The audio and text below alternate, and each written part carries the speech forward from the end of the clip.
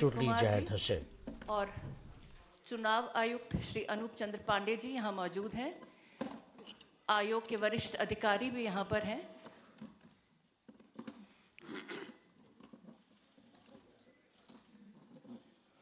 Photographers की सहूलियत के लिए हम ये नेम प्लेट जरा से नीचे करेंगे ताकि आप लोगों को आसानी हो।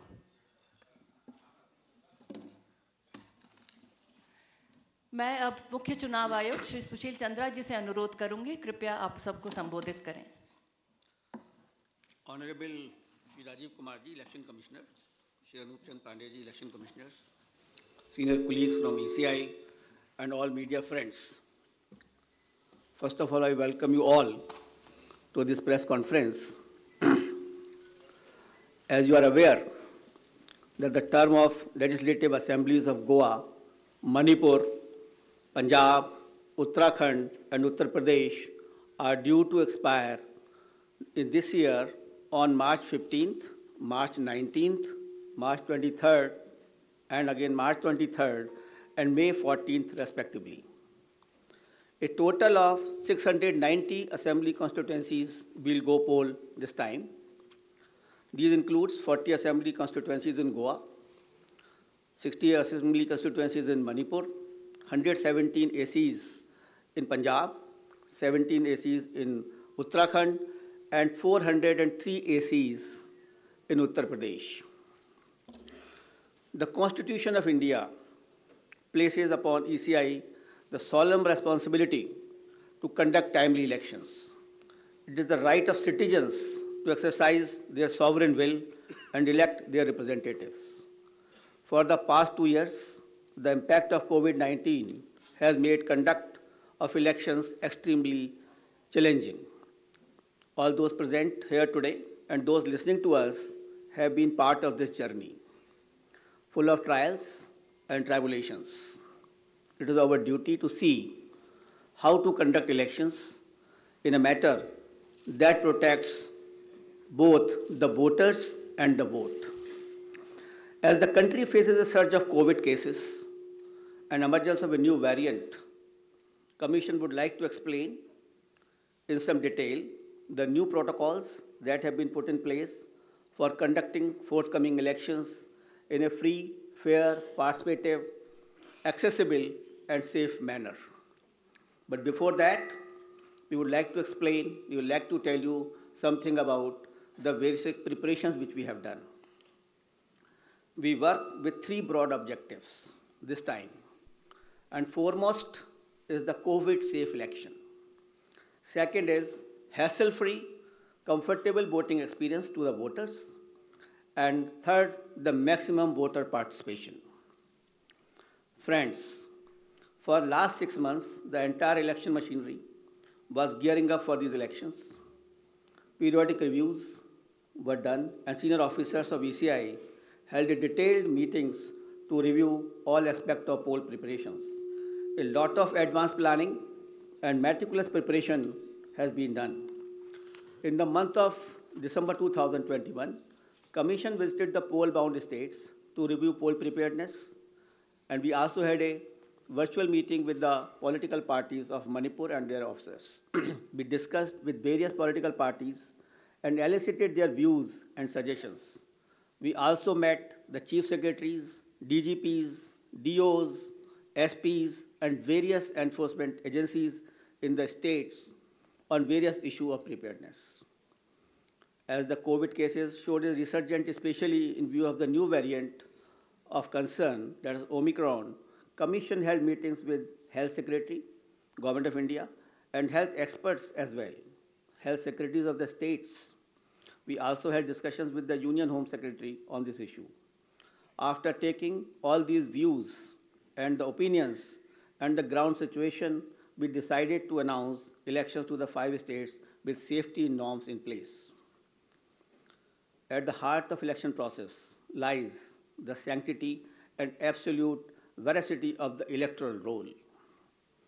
Subsequent to the recently conducted special summary revision exercise, the final electoral roll has been published on 5th January 2022 with 1st January 2022 as the qualifying date, and is available to all political parties.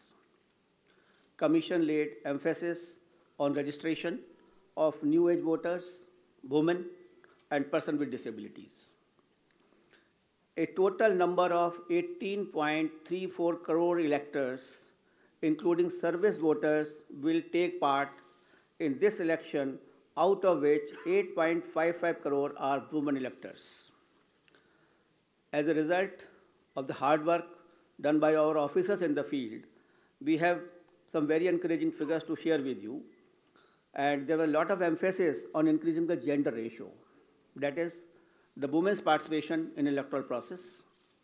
And I'm happy to say that it has been increased in all the 5 states. And as compared to the last assembly elections, and with Uttar Pradesh witnessing the maximum increase of 29 points, followed by Goa 24 points, Manipur 19 points, Uttarakhand 18 points, and Punjab 10 points.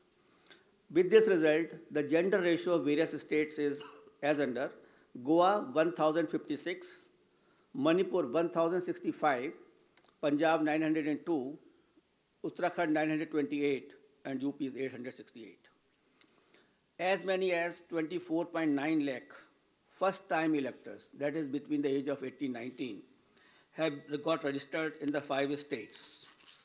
And out of these, first-time women electors are 11.4 lakhs. In the 5 foregoing states, a total of 13.01 lakh PWD voters and 31.47 lakh senior citizens 80 plus age have been mapped. Their participation has been increasing, and their presence at the polling stations serves to inspire the younger generation. Service electors, the personnel and security forces deployed in India's far-flung borders, and mission staff, 5.29 lakh service voters will vote in coming elections. After the electors, I would like to tell you about the polling stations. Another area of focus for the Commission has been the facilities available at the polling stations. We had instructed all COs and all DOs to visit all major polling stations to see and to ensure that all assured minimum facilities are available on all the polling stations. And like AMF, like drinking water, waiting area, electricity, ramps, toilets has been made available at all polling stations. All polling stations shall be necessarily located at ground floor for the accessibility point of view.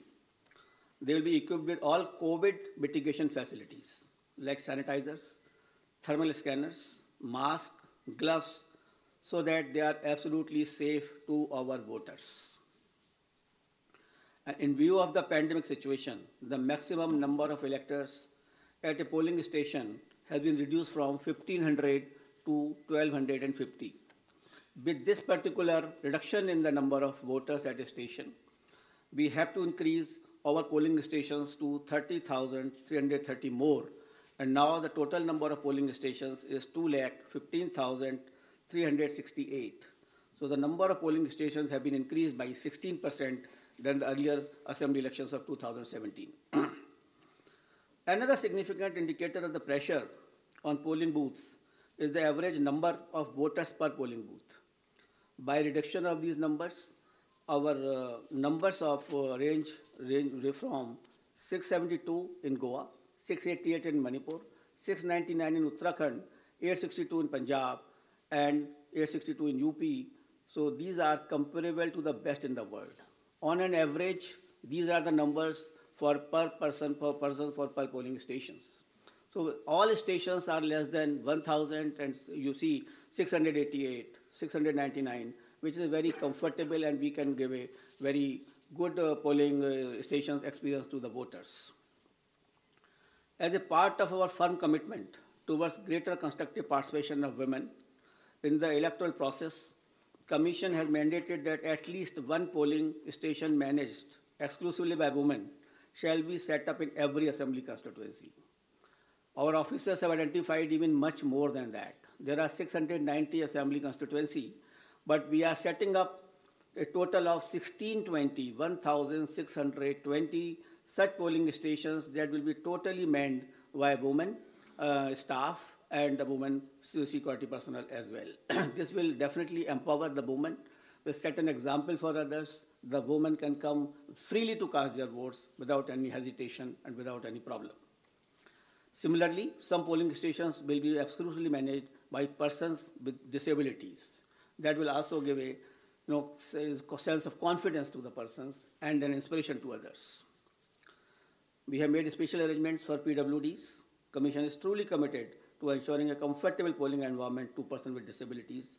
They shall be given priority for entering polling booths, provision made for designated parking spaces close to the entrance of polling stations. Volunteers shall be available to facilitate PWDs. Wheelchairs will be arranged. All polling stations will be having a gentle ramps so that there should be no problem to our persons with the disabilities. We have made arrangement for the postal ballot facility for absentee voters. And 3 types of absentee voters have been identified. That is the senior citizens with the age above 80 plus, the PWDs with the benchmark disability, and those who are COVID affected. A polling team consisting of 2 polling officials along with a videographer and security will then go to electors' house along with the voting compartment and get the electors to vote on the postal ballot. That is just like ECI at the doorstep of the voter. Candidates will be provided a list of such electors along with route chart and a schedule so that they may send their representative accordingly. Therefore, there is absolutely transparency as far as this absentee voter is concerned. We have also given a facility of online nomination to the candidates. This is an optional facility, and we would like the candidates should use this facility so that the physical contact can be reduced and online facility can be fully utilized by the candidates who are coming for contesting the poll. And friends, another important issue is the candidates with the criminal cases. Each and every voter has a right to know the background of the candidate. Among other measures to ensure ethical elections, emphasis is also given on mandatory publicity of criminal antecedents. Candidates with criminal antecedents are required to publish information in this regard in newspaper and through television channels on 3 occasions during the campaign period. Besides, it is also mandatory for political parties to upload on their website at the homepage detailed information regarding individuals with pending criminal cases who have been selected as candidates. Along with the reasons, the political party will have to give the reasons as to why this particular candidate has been selected and no candidate without any criminal antecedent was selected, and benevolity is not the criteria for the same. And the details will be published within 48 hours of the selection of the candidate and not prior to 2 weeks before the first date of filing of nomination as was done earlier.